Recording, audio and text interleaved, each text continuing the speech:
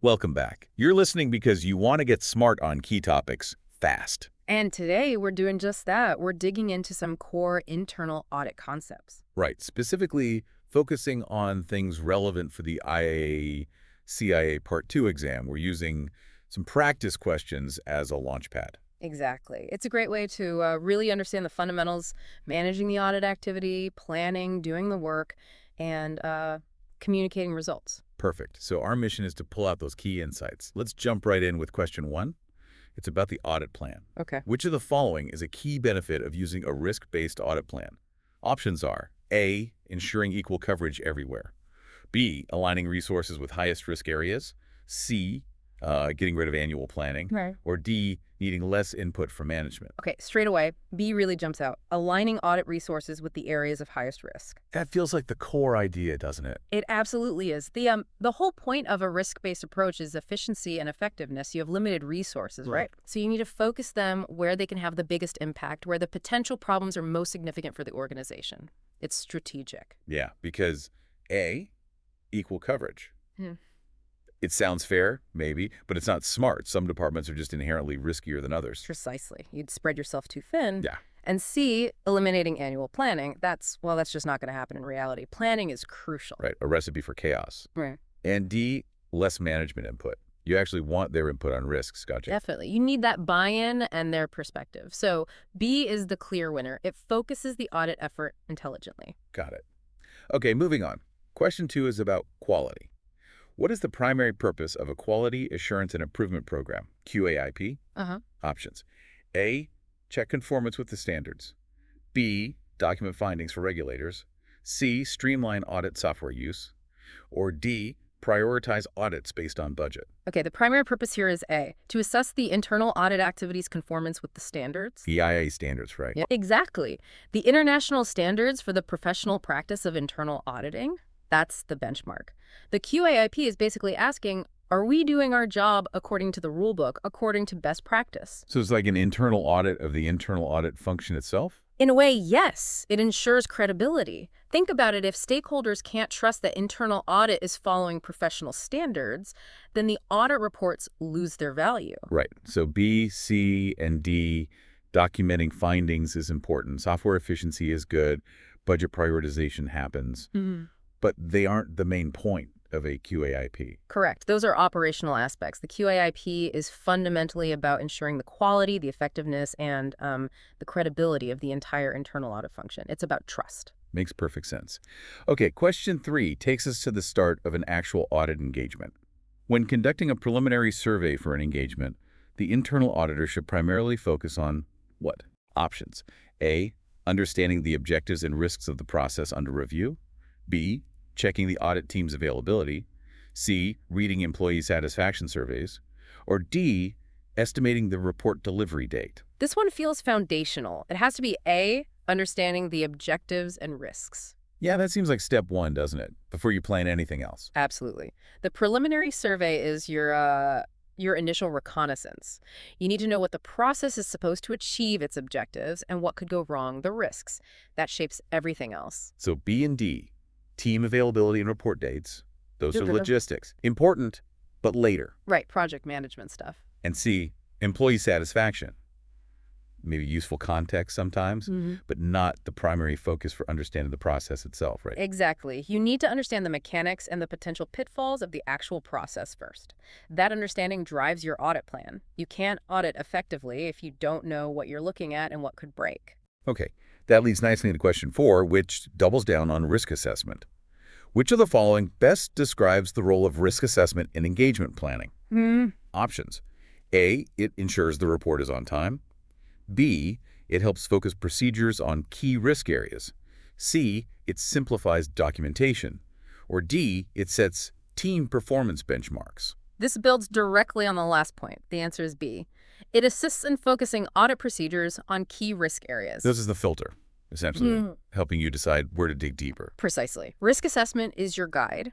It tells you, okay, based on our understanding, these are the areas most likely to have issues or have the biggest impact if something goes wrong. So you tailor your audit tests to focus there. So A, kindly reports, and C, simple documents. Those might be results of good planning, but not the role of the risk assessment itself. Correct. And D, performance benchmarks. Again, may be informed by risk, but not the primary function of the assessment during planning. It's all about targeting your efforts effectively, making sure you don't waste time on low-risk stuff. Makes sense. Avoiding busy work and focusing on what matters. Exactly. Maximum value from the audit effort. All right, question 5 shifts to evidence. Which of the following would provide the most reliable audit evidence? Okay, reliability. Options. A, observing day-to-day operations. Uh-huh. B, a verbal statement from a department head. C, internal data with no independent check.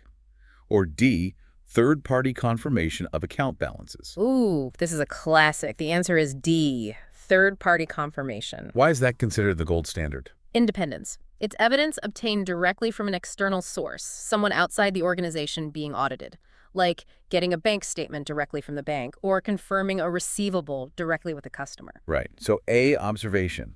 It's direct, but it's only what you see at that moment, isn't it? Yes, it's useful, but limited. People might act differently when you're watching. And B, verbal statements. Yeah. Helpful for understanding, but people can forget or be biased or just tell you what they think you want to hear. Right. Subjective. And C, internal data without validation.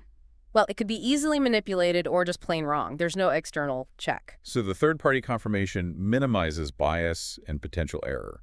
It's independently verifiable. Exactly. That independence makes it highly reliable, a cornerstone of good auditing. Got it. Okay, next scenario. Question 6. An internal auditor is reviewing the purchasing process and notices that some transactions lack proper approvals. What should the auditor do next?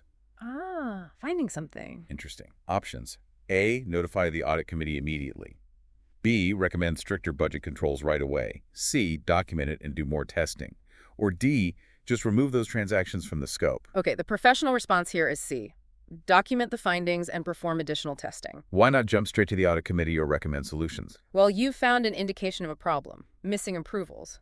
But you don't yet know the scale or the root cause, do you? Is it one accidental slip-up or a systemic failure? How much money is involved? Right, so A, going straight to the committee, might be premature. They need the full picture. Exactly. And B, recommending stricter budget controls. That might be a solution later, but you haven't confirmed the problem fully yet. Maybe budget controls aren't even the issue. Maybe it's training or system access. And D, removing them from scope. That sounds like sweeping it under the rug. Definitely not the right approach. You document what you found, then you dig deeper. You need to understand the extent and the impact before you can properly report it or recommend solutions. Okay, thorough investigation first. Makes sense. Question 7 is about follow-up. What is the primary reason for conducting a follow-up engagement after an audit report is issued? The audit's not quite over yet. Options. A, checking audit fee allocation. B, seeing if corrective actions were effectively implemented. C, doing surprise fraud checks. Or D, reassessing the original audit objectives. The key here is B, to determine whether corrective actions have been effectively implemented. So it's about closing the loop, making sure things actually got fixed. Precisely. The audit identifies issues and management agrees on action plans. The follow-up verifies that those actions were taken and, importantly, that they worked. Did they actually fix the problem? Right, because A, audit fees, that's admin. C, surprise fraud checks, could happen, but that's a different type of work, not follow-up on specific past findings. Correct. And D, reassessing objectives.